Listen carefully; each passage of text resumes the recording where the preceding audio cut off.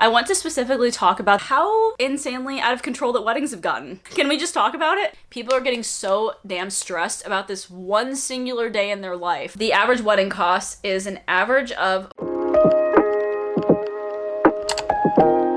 Hey guys, welcome back to my channel, or welcome to my channel if you guys are new. On my channel, I talk about different controversial issues or social issues. I am going to be doing an exciting one today because I am going to be talking about my absolute favorite topic, and that is weddings. If you guys have not been following my channel since I started it in 2020, I am a bridal makeup artist and I actively work in the field. I absolutely love everything about weddings. I love the energy, I love the vibes, I love the aesthetics. I'm a bridal gal. I want to specifically talk about the wedding industry as a whole and how insanely out of control that weddings have gotten. Let's go back and talk about what weddings used to be like compared to what they are now. And I cannot say the global situation in the world that happened in 2020, so I'm just going to refer to it as pre-2020 and then post-2020. So let's go back to weddings about 20 to 30 years ago. I feel like weddings were a lot more chill. We just had people that had casual backyard weddings. Correction, not like people don't do backyard weddings now, and that is not still a thing, but people just do it a lot differently and a lot more done up. It's not as casual as it used to be. You might have done maybe the wedding in a church before. You have friends and family just come over to your house and then y'all celebrate. Besides just having these casual weddings though, I do understand that there were people that completely flew on the other end of the spectrum, as in had like 400 to 500 people for their weddings. It kind of just depended how big your family was and how many people that you know. That definitely relates to current days weddings too, but I do want to let it be known that the reason that people had 400 and 500 people weddings is because prices were a lot cheaper. The cost of weddings nowadays are insane. The reason that people have an average of 150 to 200 people now per wedding is because it's expensive. If you have a 400 to 5 person wedding nowadays, you're looking at like $100,000 wedding. Like, it's expensive.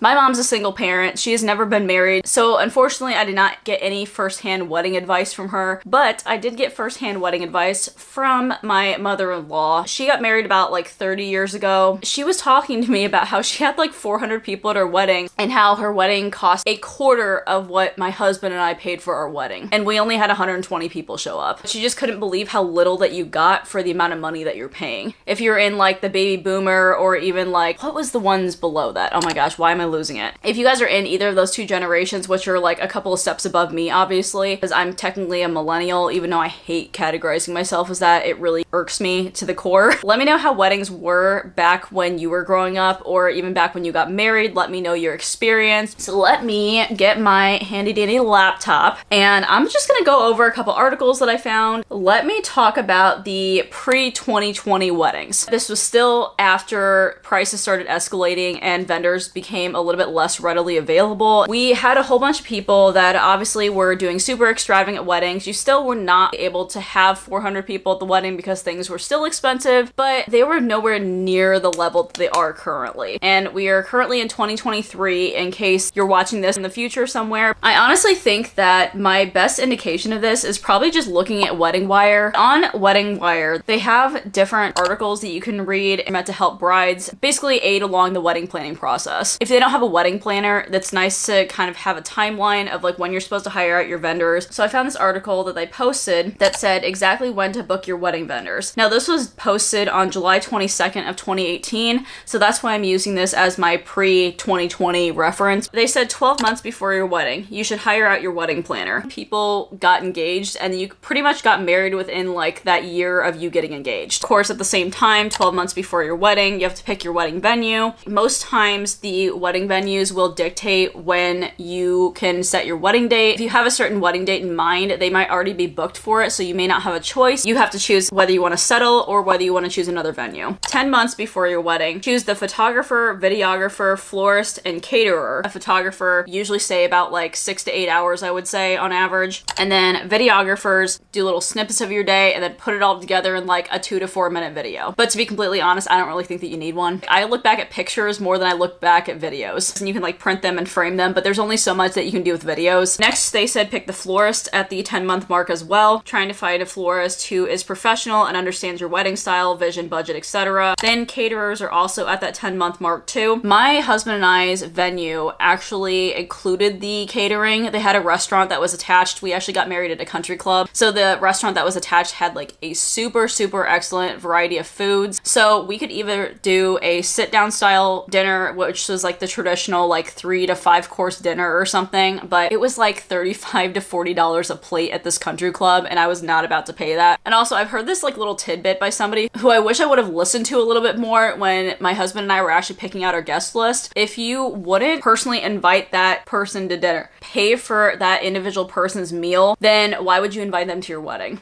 I feel like that was a great analogy. I invited people that I hadn't seen in over 10 years, and I got the family members that were like, oh my gosh, I haven't seen you since you were 3. And I'm like, okay, cool, because I definitely don't remember you because I was 3. I think that people start forgetting whose wedding it is. It's you and your spouses. Anyways, digressing. Need to decide if you want a sit-down style dinner or if you want a buffet, which the buffet style is what we ended up going with. That's why I was going with this originally. My husband and I actually decided to do a Mexican buffet, so we had like tacos and enchiladas, and everybody enjoyed it. The food was fantastic. So don't feel like you're less than if you have a buffet as opposed to a sit-down style dinner, because nobody actually cares. And I don't even know if I told you guys or not, but I actually got married in October of 2020. So I was definitely in the midst of everything, but I think that was like during the time where things kind of started to open up and be a little bit more chill. Anyways, 9 months before your wedding, you're supposed to do your reception music, so like wedding band or DJ. Does anybody actually hire wedding bands anymore? I think Wedding Wire is a little bit dated, even though this is posted in 2018. I don't know, it just seems a little dated. Most often though, I do have people that do DJs. My husband and I did a DJ. 8 months is your ceremony music, so hiring live musicians to perform at your ceremony. I actually did have live ceremony music. I had a violinist and also a harpist. I don't know what the correct terminology for this is. Hold on a second. Okay, no, it's a harpist. I was right. That just sounded really weird for a minute. Next, guest accommodations. So if you're hosting out-of-town guests, we recommend booking a block of rooms at a hotel near you. Although I feel like realistically though, you probably would do room blocks when you booked your venue. Sorry, just going by what Wedding Wire is saying here. This is not my own opinions, obviously. So 8 months out is also your officiant. Your wedding vendor timeline should also include a licensed professional officiant. Wedding dress. It takes time, in parentheses, like months, from the moment you order your gown until it's in your hands. We also have the stationer or save the dates. I have never actually heard it called a stationer before, so maybe that is an older term that I'm not familiar with for weddings. My husband and I actually did not do save the dates at all. No offense to any brides out there that heavily craft, design, and execute wedding invitations and also save the dates. I'm so sorry to be super cynical. They're just gonna end up in the trash. Then we got 7 months before the wedding. Cake baker, honeymoon, travel consultant. I guess you could use like a travel agency to book your honeymoon, like through AAA, or Costco even has travel agencies too, apparently. I just figured that out. Bridesmaids dresses. While bridesmaids dresses don't take as long to order as a wedding dress, they can still take months to arrive. They call them salons. That's really interesting. It says visit salons with your maids to come up with a look that you can all agree on. Wouldn't they just be called like boutiques or stores? Because salons like reminds me of like hair. Again, Wedding Wire is like very dated in their terminology and like how they operate. That's probably why people have a really warped perception nowadays of like when they actually have to hire people, because of weddings websites like this that didn't update after 2020. Then we got 6 months before the wedding. Stationer for your actual invitations. Actual invitations are more important than save the dates in my opinion. And then this is where I have a huge issue, because obviously I announced that I am a bridal makeup artist, right? 6 months before your wedding is when you're supposed to hire a makeup artist and a hairstylist. Man, is that wrong. Oh my goodness, I can't even tell you how wrong that is. Then also at the same time, rentals. So if your venue does not provide rentals like tables, chairs, linens, etc., you need to hire out rental companies. My husband and I actually did end up renting out one thing specifically. We rented out some decorative curtains that were around the ballroom inside of the country club, which had uplighting. Our venue provided all of the linens, all the silverware, flatware, tablecloths, even all the centerpiece decorations too. Like we just picked from their stock. We didn't have to sell anything afterwards. We didn't have to pay for an additional cost for rentals. It was great. And my wedding was not very budget friendly by any means. Like we definitely spent like way more, if not double our budget. There's just some things you can skip on and people don't care. 5 months before the wedding, so men's attire, suit or tux, rent or buy. Then we got accessories, which are veils, headpieces, shoes, and undergarments. In my personal opinion, wouldn't you like want to buy your accessories pretty soon after you pick out your dress? Then you also got transportation, so hiring like limos, shuttle buses, trolleys. Lastly, we got 3 months before the wedding, favors and wedding rings. Those are like the little wedding favors that you put at each place setting or just give to people like in a basket when they walk in the reception room. Oh my gosh, I'm gonna get murdered for this in the comments. My husband and I were one of those people that did not do wedding favors, and I know you guys are gonna be like, did you guys do anything that was selfless? I honestly think favors are like one of those things though that people don't really get use out of either. Majority of people though probably do not care that you took the time to imprint your name on these koozies. Nobody even said anything about the fact that my husband and I did not provide wedding favors for anybody. That is the list that I got from Wedding Wire, and as you can see, pre-2020 was very outdated. Here's where I want to start talking about the post-2020 situation. It is insanely ridiculous how far in advance that people have to book out their wedding vendors and their venues nowadays. So be prepared to not get married for the next 1.5 to 2 years if you want all the wedding vendors that are on your wish list. After the thing in the world happened, everything shut down.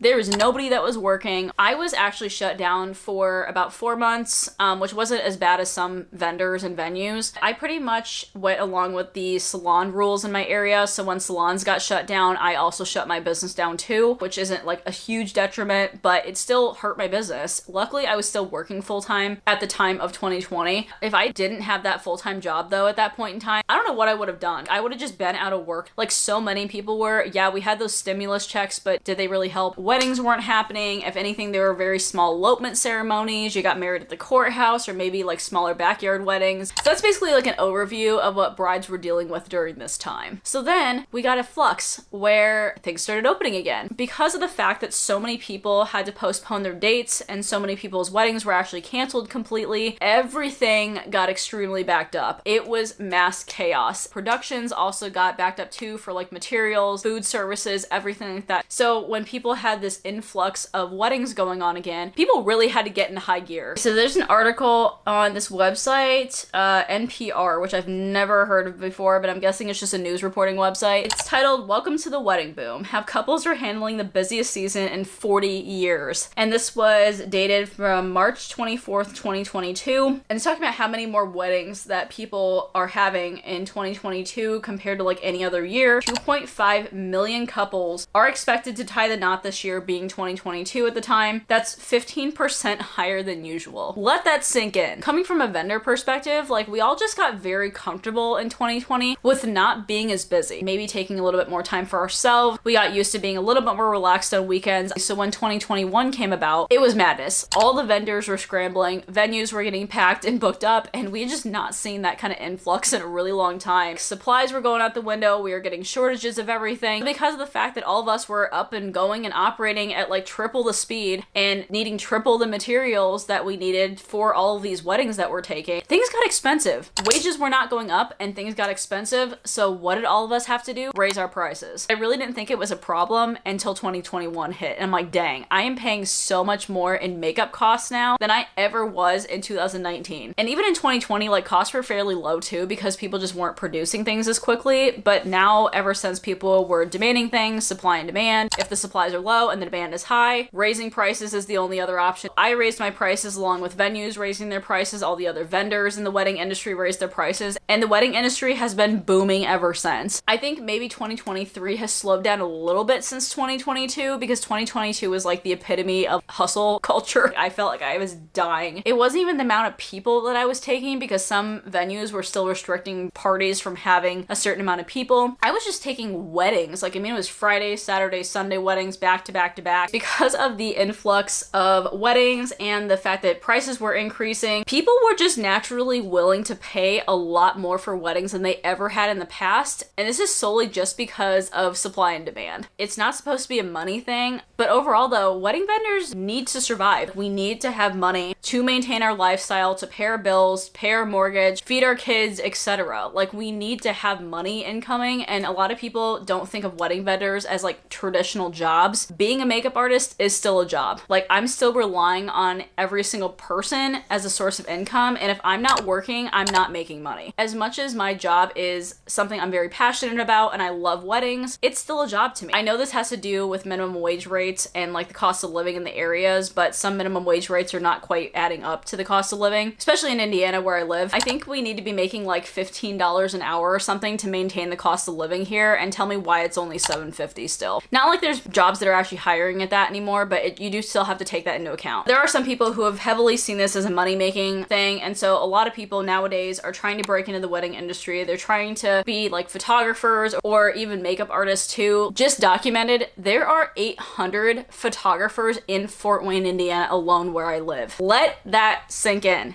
We're the second largest city in Indiana, Indianapolis being the first, but we're still not that big. Some of those 800 people, if not the majority of those people, do not do it full time. Like they do it in conjunction with another full-time job, but 800 photographers is insane. Therefore, it's led to an ungodly amount of competition because people know that's where the money is. I was just really curious about how much the average wedding actually costs nowadays because I was really interested in this after I just experienced weddings firsthand. Not like I'm trying to downplay my position or my career at all, because makeup artists are still a huge part of somebody's wedding day, because overall our work will be in photographs that live on forever. We're making them feel good inside and out. But I'm just saying this as compared to like other vendors that are not more important, but they're just bigger vendors, like photographers or the venues or the florists. They're bigger vendors in my opinion because of mostly the cost. I will reveal right now that my husband and I spent about $30,000 on our wedding. I mean, it's not just like our vendors, it's all the accessory things and everything too. My dress was included, his suit rental was included. For Indiana, $30,000 is a lot. And I'm gonna say right now that we were very fortunate to come out of it completely debt-free. We didn't put anything on credit cards. Everything just came from savings. So according to what I charged as a wedding vendor, and then also what we paid for our wedding, I wanted to see if we were in the average. I went onto the Fox 59 website, and this article came from February 26, 2022. So it is relevant, but it's not 2023 prices. It's hard to find like current articles from this year. This article is titled, "How much do weddings cost in your state?" And it has a whole entire map of the United States, and it broke down per state what the average wedding cost was. I was so excited to see this, guys. If I go to Indiana, the average wedding cost is $19,500. So yeah, we definitely were about like $10,000 over the average in Indiana. But you know what, anymore, I feel like that's not super unheard of. Like I doubt anybody actually sticks to their wedding budget unless you're just like a very frugal person, which is not a bad thing by any means. I wish I was more frugal for my wedding. Before you move on, just put your guesses, which state you think is the highest and then which state you think is the lowest.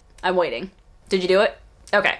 New Jersey, the average wedding costs $47,000. And that's the average, guys. That is the average. There are probably people that are well into the $50,000 on like the high end range and maybe even higher. That makes my soul hurt. So then the state with the least expensive average cost is Wyoming. I always forget about Wyoming as a state. And maybe that's gonna seem really weird considering that I live in Indiana, because I feel like we're not a really well thought about state either. The only thing we have are the Indianapolis Colts, and that's pretty much what everybody knows us for, is just the football team. Yeah, so Wyoming, where a ceremony near the Rocky Mountains cost around $15,800. That would probably be the cost of a standard backyard wedding here. I kind of wanted to touch on that really quickly because when I was talking about backyard weddings earlier, I think people might have taken that out of context. I'm not saying that everybody is having a hoedown in their backyard with like cowboy boots and barbecues and we're just making corn on the cob and such. Backyard weddings are now where people are still hiring florists, they're still hiring caterers, they're still hiring photographers and videographers. They're just not having to front the cost of an actual wedding venue because it's their house or a relative's house or their family property. Venue costs are the biggest chunk of wedding expenses. At the same time though, you're still paying for every other wedding vendor, so it's not like they're cheapening out by any means. They're still doing the most.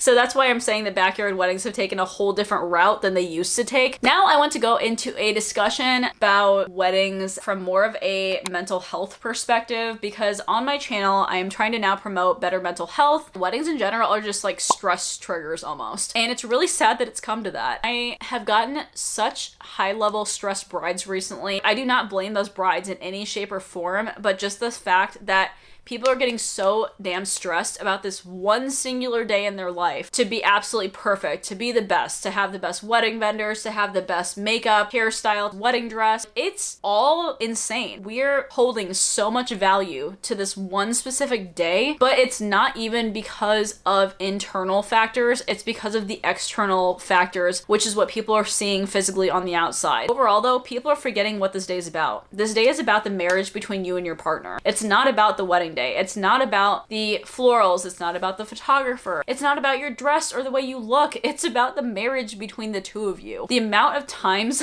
the word perfect has uttered out of my bride's lips. I could probably buy a yacht by this point in time and go sailing on it with a plate of lobster and some friends. People are just obsessed with being perfect nowadays, and people are just missing the point of weddings. And it may seem like I'm actually attacking these brides, but I'm not. Like, I have been through it myself personally. I went through all of this in 2020. I had the same thing. I was trying to make sure that everything was perfect. I stressed out about a lipstick color, guys. I had a red lipstick, kind of like the one I'm wearing right now, for my ceremony and for all those pictures. And then I switched, for some odd reason, to a nude lipstick for the reception. I thought that would be a good idea. But do you know how hard it is to switch from a red liquid lipstick to a nude lipstick? It's super hard, in case you guys didn't figure it out. I was basically delaying the whole entire reception by dealing with a lipstick tragedy, and I had to call in the hairstylist and the makeup artist because they were good friends of mine. I had them rush in with all of their supplies and fix my lips. Editing Julie here. I totally forgot to end this story. The hairstylist and the makeup artist ended up fixing my really red lips going on. I put on my nude lipstick and was ready to go for the reception and the sunset photos and everything. But I wanted to mention this story because I'm gonna tell you right now that in the moment, all brides freak out about something, and I don't think that we necessarily should coin them as bridezillas. They're not bridezillas. Like, they just want their day to be perfect. That's it. I just wanted to also interject something really quickly that I totally forgot to talk about while I was talking about how early you have to book out vendors now. This is my biggest tip for brides if you were getting married in today's society. Book all of your vendors immediately after you book your venue and set your date. It prevents not only stress from having to book people later, but it also ensures that you get the very best wedding vendors and the people that are at the top of your list. As I mentioned, you almost have to be getting your date set for like 2 years beyond your engagement date, because venues and vendors are getting snatched up super quickly. As a makeup artist, I've already had inquiries for 2025. I can't believe that we've gotten to this point where brides are actually now competing for like certain wedding dates or